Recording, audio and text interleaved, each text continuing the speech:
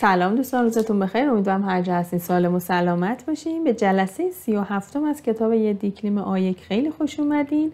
این جلسه با هم دیگه میخوایم گرامر یاد بگیریم. اگر خاطرتون باشه جلسه گذشته گفتم یه گرامری میخوام بهتون بگم که در واقع در امتداد گرامر داکی، تاکی، تکی و دیکی هستش. درسته؟ خب امروز ما میخوایم کی رو یاد بگیریم. ببینیم این پسوند کی چی میگه به ما. کی به عنوان پسوند به کلماتی که مفهوم زمانی دارن میچسبه. مثل چی؟ مثل یل میشه سال، آکشام شب یا عصر، ساعت، داکیکا آن میشه لحظه. درسته؟ پس کی میاد به کلمه‌ای میچسبه که مفهوم زمان میده و برای کلمه بعدیش در حکم صفت میشه. یعنی اون کلمه‌ای که مربوط به زمانمه کی میاد بهش میچسبه و در کل یک صفت رو برای من میسازه. صفتی که داره به اون زمانه اشاره میکنه. در واقع زمانی از کی استفاده میکنیم که میخوایم به موضوع مورد صحبت قبلمون اشاره کنیم. یعنی میدونیم که داریم در مورد چی صحبت میکنیم. پس نکته اینه که من در شروع یک مکالمه یا یک موضوع جدیدی رو میخوام شروع کنم و بحث کنم از کی استفاده نمی کنم. درست شد؟ من در مورد یه موضوعی صحبت کردم، در ادامه میخوام به اون اشاره کنم، از این کی استفاده میکنم. حالا یه تذکر، شکل پسوندمون همیشه کی هست، یعنی این ایش تغییر نمیکنه با توجه به حرف صدا داره قبلش، مگر زمانی که آخرین حرف صدا داره کلمه من او یا اوی 2 نقطه بالا باشه که در این صورت میشه کو. درست شد؟ و نکته بعد این هستش که پسوند کی میتونه به جای مضاف هم بیاد، با توجه به اینکه حتما باید در مورد موضوعی باشه که قبلا صحبت شده و در خصوص مالکیت یک چیز باشه. در واقع مضاف حذف به قرینه میشه و ما این کی رو جایگزین اون میکنیم. حالا اینجا خیلی نگران نباشید اگر که این مطالب به نظرتون یه مقدار گیج کننده بود. میریم جلوتر با مثال ها خیلی خوب یاد میگیریم. صفحه 119 کتاب اگر یادتون باشه جلسه گذشته نصفه گذاشتیمش، گفتیم که قسمت پایینی مربوط میشه به همین کی که الان گفتم. حالا با هم دیگه کار میکنیم. tamamlayalım صفحه 119 و اول من این در واقع این تیکه رو براتون میخونم که کی مثل چی گفته. آکشام کی، ببینید آکشام شبه و این کی داره بهش اشاره میکنه. یارن کی، صباح کی، دون کو، بگون کو، ببینید اینها به او ختم شدن، در نتیجه کو آوردیم براشون. حالا میخوایم ببینیم که قضیه این تمرینمون چیه. ببینید 2 تصویر به ما داده و حالا یه سری جملات. اولین عکسی که اینجا میبینیم فتیح یعنی فتح، درست؟ یک فیلمی هستش احتمالاً و گفته چی؟ گفته دونکو فیلمین کنوسو ساواشته. میگه موضوع فیلم دیروز، یا اینطوری بگیم فیلم دیروزیه، یعنی تو میدونی من دارم در مورد فیلمی صحبت میکنم که دیروز دیدمش. مثلا فرض کن دیروز بهت گفته بودم که من میخوام برم سینما فیلم ببینم، حالا امروز اومدم و میخوام راجع به همون فیلمه که تو خبر داری من رفتم دیدم صحبت کنم.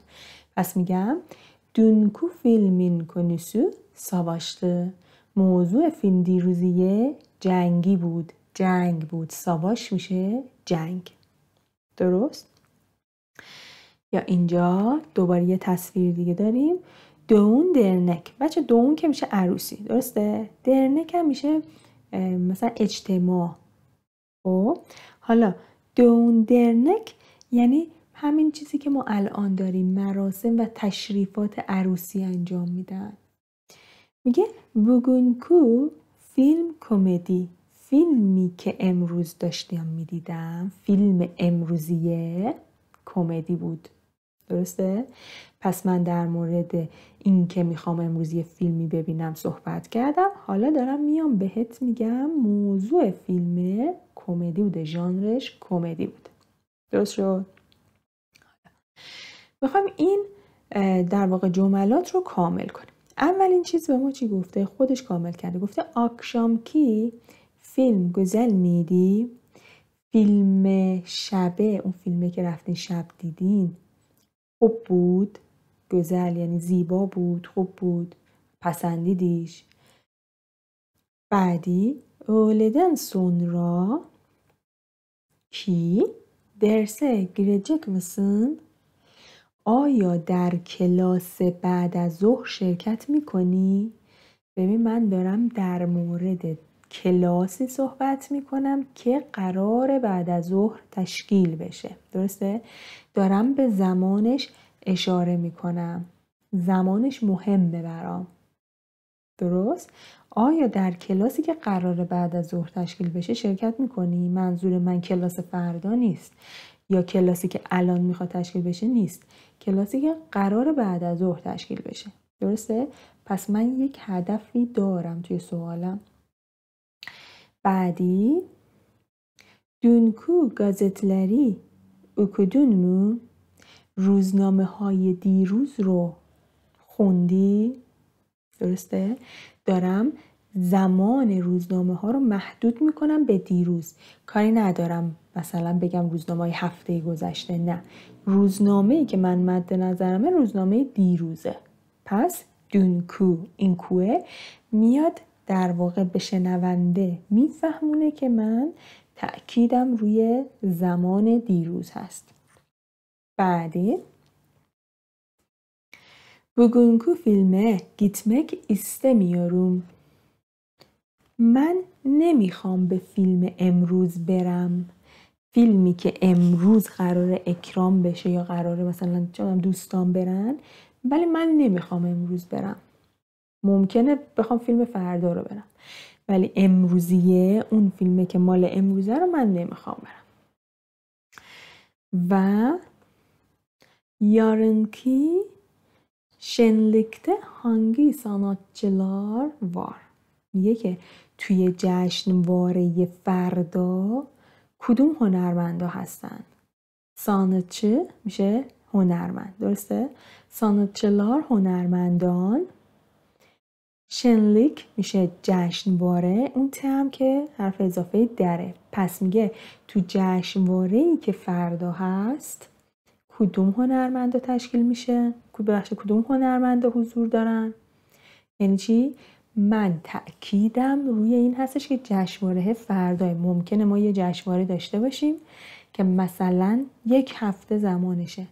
من کاری ندارم که اگر امروز مثلا جمعه است، روز سه‌شنبه کی دعوته، کدوم هنرمندی هست.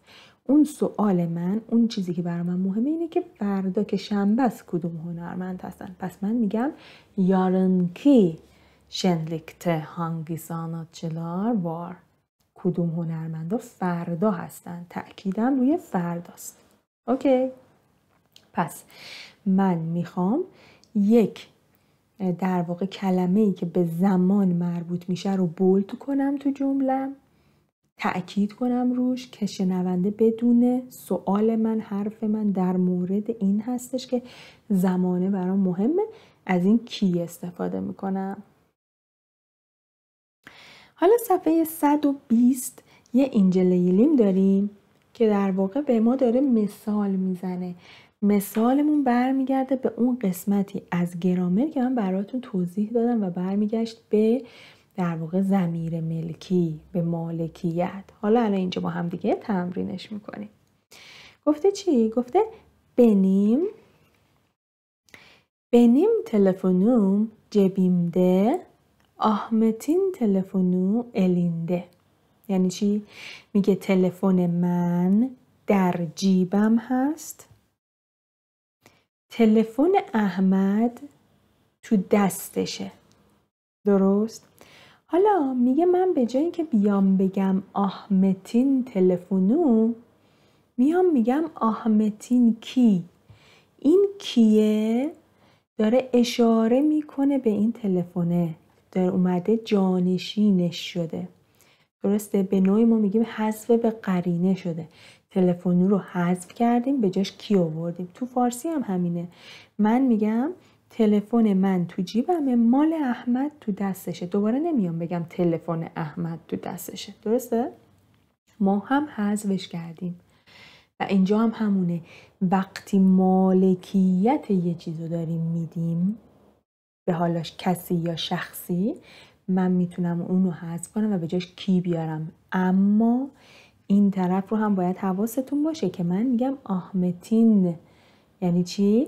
یعنی این پسوند مالکیت رو به احمد دادم. اون رو حذف نمی کنم بگم آهمت کی. میگم آهمتین کی، مال احمد. حالا تو چند تا مثال این رو به همون یاد میده. اینجا چی گفته؟ گفته بنیم کالمیم، بنیم کی، قلم من یا مال من. درسته؟ آلنین کتابه، کتاب علی، آلنین کی، مال علی.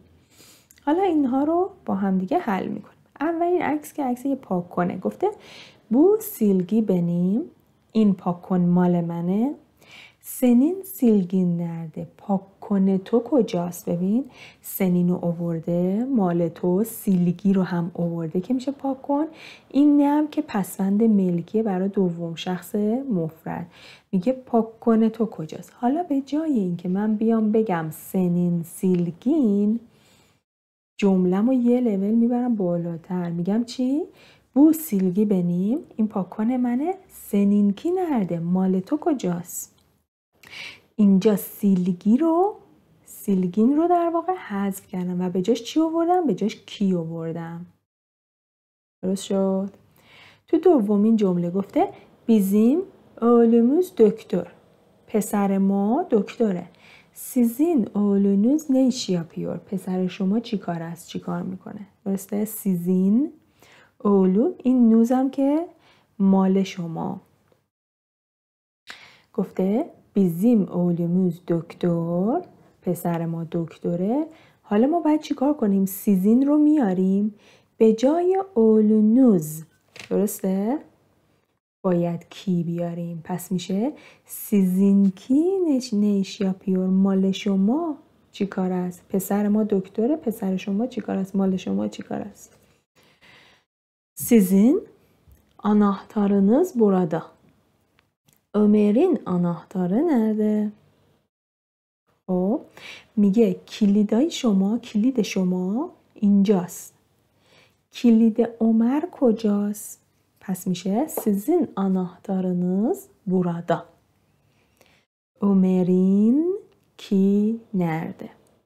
درسته؟ مال عمر کجاست؟ حالا نکته بچه‌ها، الان میام مثلا میپرسین که پس چرا آناهتار رو توی جمله اول حذف نکنیم به جاش بذاریم کی؟ نکته اینه، ما گفتیم کی رو زمانی میاریم که بدونیم قبلا در موردش صحبت کردیم. درسته؟ میدونیم داریم در مورد چی حرف میزنیم. من اینجا نمیتونم آناهتار رو حذف کنم چون اول دارم میگم کلیده. درسته؟ کلید شما اینجاست. حالا مال عمر کجاست؟ درست؟ یعنی من باید بدونم دارم در مورد چی صحبت میکنم. چهارمی senin yazın çok güzel. Kardeşinin yazısı da güzel mi? میگه نوشته شما خیلی زیباست. کاردشینین yazısı، نوشته دوستتون هم زیباه آیا؟ خب میشه senin yazın çok güzel، این سر جاشه چون من میخوام بگم که دارم در مورد یک نوشته ای صحبت میکنم، مثل انشا فرض کن. حالا میخوام بگم مال دوستتم، قشنگه دیگه. به جای yazısı من باید کی رو بیارم. چی میشه؟ Kardeşininki de güzel mi? Kardeşininki.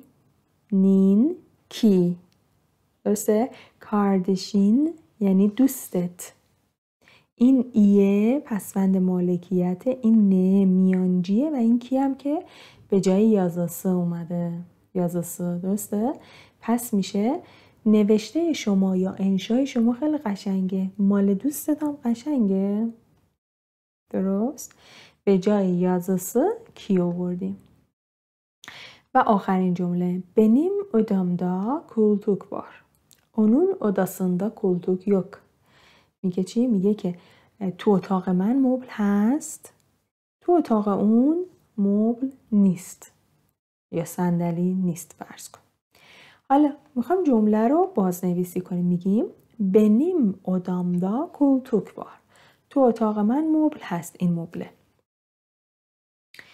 تو اتاق اون مبل نیست. چی میشه؟ میشه onunkinde yok. چرا؟ ببین اونونو که گفتیم میاریم. ما گفتیم این دومیه رو، کلمه دوممون رو که داریم مالکیتش رو میدیم به یه شخصی، اون رو برمیداریم به جاش کی میاریم. اون چیه؟ اون اوداسه هست. پس کی اومده جاش؟ این نه و داه باید دوباره بیاد بچسبه بهش. درسته؟ چون پسوندشه. من دارم میگم تو اتاق اون مبل نیست. دیگه تو این داخله رو که دیگه نمیتونم حذف کنم. درسته؟ اون حرف اضافه باید باشه. پس من به جای اونون اوداسه میگم اونون کی، ولی ادامه اوداسندا رو میارم بهش میچسبونم. اونون کینده.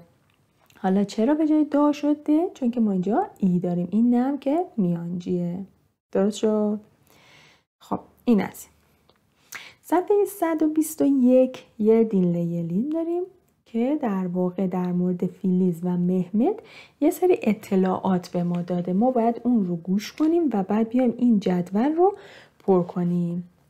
در واقع به همون گفته فیلیز و مهمتین özellikleri، ویژگی های فیلیز و مهمت. خب شما باید بریم و به کانال تلگرام مراجعه کنید و این وایسش رو گوش کنید و با هم دیگه در واقع بیایم و کامل کنیم. ما فرض بر این می‌ذاریم که شما گوش کردید و این کادرها رو و این سوالات رو در واقع با هم دیگه جواب بدیم. گفتیم چیه فیلیز؟ ساچ میشه مو. درسته؟ موهاش چه رنگیه؟ کزل. کزل میشه همین هویجی. قرمز یا هویجی که خودمون میگیم. göz چشماش ماوی آبیه. بوی میشه قدش. قدش چقدر؟ 168 سانتی متر.